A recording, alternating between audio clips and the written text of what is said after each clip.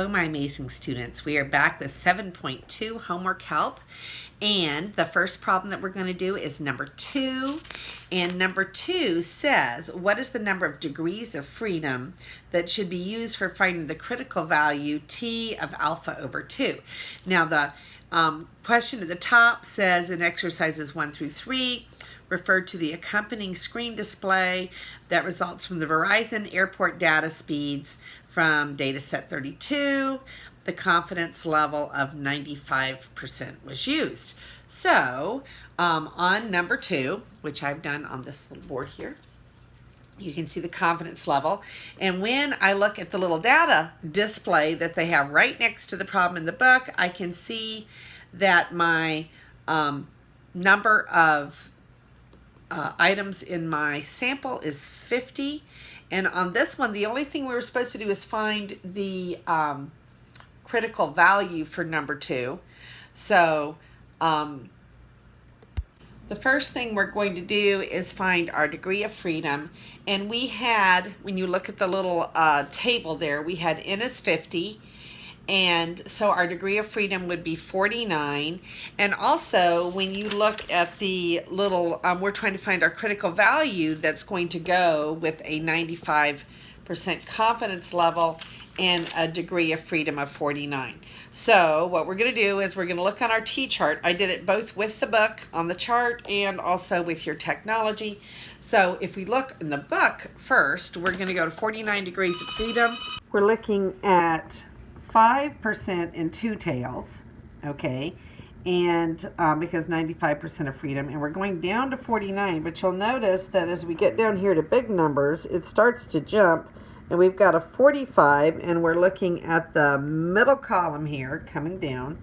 So for 45, we get 2.014 right there, and then for 50, which is closer to 49, we get 2.009.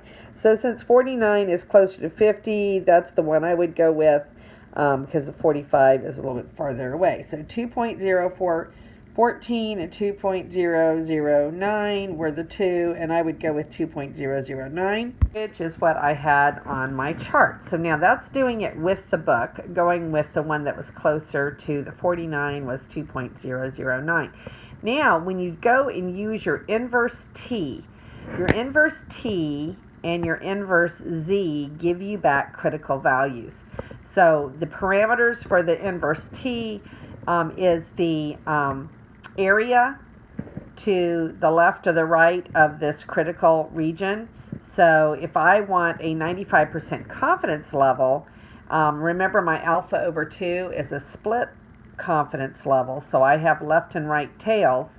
So I'm basically going to cut that alpha of 0.05 in half and get 0.025, and then I put the the degrees of freedom there. When I click that into my calculator, I get negative 2.00958. So that's the exact, this is the more approximate, and there you have number 2 in your homework. The next one that we're going to do is example 15, and we're doing a 95% confidence interval on this data here. And this is a confidence interval for the mean, not the proportion.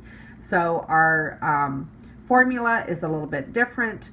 With our mean, we're going to be using a T distribution instead of our Z-score, which we always use for proportions. Our X bar is 2.6, and our S is 1.075. Now, I did not figure that out. I used my technology. I entered all of these values into my L1, which you will see here. Okay, you see I have entered all of those individual values. There were 10 of them. And then I'm going to do a stat calculate, and I'm going to go to a one variable stat on L1. That should have happened. Let's do that again. So stat calculate, enter, and one variable stats on L1. Now it's going to do it. Okay, so I end up getting 2.6 for my X bar And when I go down to my S of X, which is my sample standard deviation, I get 1.749. So we'll just call it 1.745, which is what I wrote on here. So 1.075 was the standard deviation, and the X bar was 2.6. So now I'm going to use my E, because I'm trying to do a confidence interval.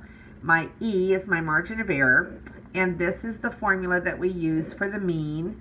So we have our T score, T of alpha over 2, and my S over my square root of n. So my S I just got from my one variable stats, and then my square root of 10 because I have 10 pieces of data.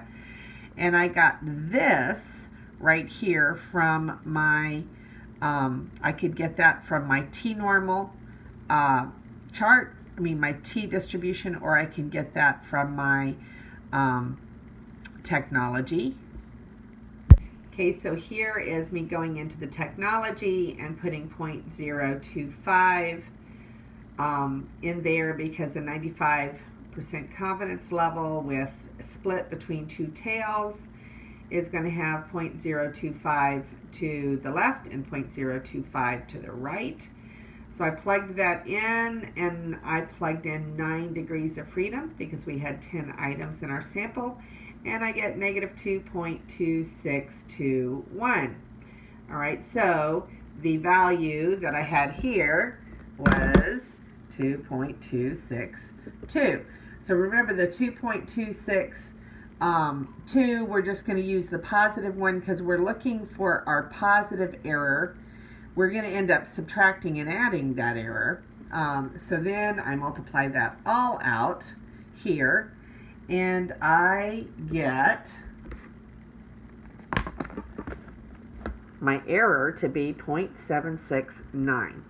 So therefore, at my confidence interval, at the 95% confidence level, is going to be the mean, which was 2.6 minus the 0.769. I lost my decimal. And the 2.6 plus the 0.769. And I get 1.83 is less than the true mean, is less than 3.37. And that agrees with your book answers. So that is how you do a confidence interval on the mean. Okay, so number 25 used the body data that is in our stat disk. And so what I did is I went on here and I got the right sample. Remember, you do that using your data sets. You pull it down and you go to our book, which is the 13th edition, and you go right to body data. Okay, now I've already massaged this a little bit, so I'm not going to click on that because I've changed it a little bit. So here, this is what I did. I'm looking for the pulse, which is right here, this column right here, and I'm sorting it by gender. So when I started, this was 0, 1, 0, 1, all mixed up, but now I have sorted. And I also recopied over here. So once I got this gender sorted, then I copied my gender and my pulse rate over here into columns 16 and 17 were the females, and then 18 and 19 were the male data, because I separated this column here. That's 0, 0, 0. It goes, I sorted it. And altogether, I have 300 pieces of data. Okay, but the females and the males are not exactly matched. For the females, I ended up having 147 pieces of data. And for the males, I ended up having 153 pieces of data. But when you add them all up together, you get the 300 pieces of data. So I separated females into males. Once I did that, everything became easy, because I came over here to data and I said explore data, descriptive stats. And once I did that, it asked me which one I want to sort on. Now, I don't care about the zeros and the ones. I want to sort on the female data. So I'm going to call column 17 the one that I want to do my descriptive stats on. So I come down to 17 and then I have them evaluate, and look at the cool thing they gave me. Okay, so since I'm developing a confidence interval, guess what I have down here at the bottom? I had no more work to do. Once I sorted my data, it's all there. So for the females, we had 95% confidence level. Okay, 71.996 is less than the true mean, is less than 76.086, which I simply copied down on my board up there. Okay, and then we did the adult males. So I'm going back here. So I have tons of data. I only needed the confidence interval for this problem. So now I'm going to go right there. I'm going to come up and sort instead on 19, which is the male data. And when I sort on 19, I'm going to evaluate again. And there I have the confidence interval for the mean, 95%. And so the males have 67.77 to 71.39. So I wrote those down for the males. Okay, so now I have all that I needed. All I had to do was let Stattest do the work, and all I had to do was just sort it out between the males and the females for the Stattest, and there I have it. So then it says that we should compare the data, and it looks like consistently the women have a higher pulse rate than the men. And so that would be our comparison, that across the board, women have a higher pulse rate than the men on average. And that is number 25. The next problem is number 29. And the Wesler IQ test is designed so that the mean is 100 and the standard deviation is 15 for the population of normal adults. Find the sample size necessary to estimate the mean IQ score of college professors.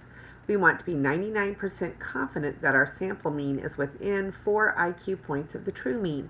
The mean for this population is clearly greater than 100. The standard deviation for this population is less than 15 because it is a group with less variation than a group randomly selected from the general population. Therefore, we will use sigma as 15. We are being conservative by using a value that will make the sample size at least as large as necessary. So we're going to assume that sigma is 15 and determine the required sample size. And does the sample size appear to be practical? Data, we have a mu of 100. We have a sigma 15. Our sample size is this formula, and our confidence interval over here is 99%. So we're just taking our critical value that goes with 99%, a z-score, multiplying it by the sigma, dividing by e, and squaring the whole shebang, and this is what we get when we do that math. So we get 93.2, which we round up to 94, and that does seem to be very reasonable and doable on this problem. So that was number 29 for you. And there is the answer for 29. The sample size is 94, and it does appear to be very practical. Number 37 is the last one in this section, and it says construct the confidence interval for exercise 9, birth weights of girls, assuming that the sigma is known to be 7.1. So we're going to use the confidence interval function on our calculator and be quick about this. Back over to problem 9 to get the data for the confidence interval right there. We're going to go to Stattest and go down to Z interval. And that's going to give us our confidence interval. So we hit enter, plug in the data that they give us in the problem. Now we're using the stats, not the data, excuse me. We're using the stats. We plug it in, and level of confidence in. All of that comes from the problem, and we calculate. And we get our confidence interval going from 29.428 to 31.372. And that agrees to the answer there. Okay, so there's so much that can be done with our technology when we know what to use. How did I know to use the Z interval instead of the T interval?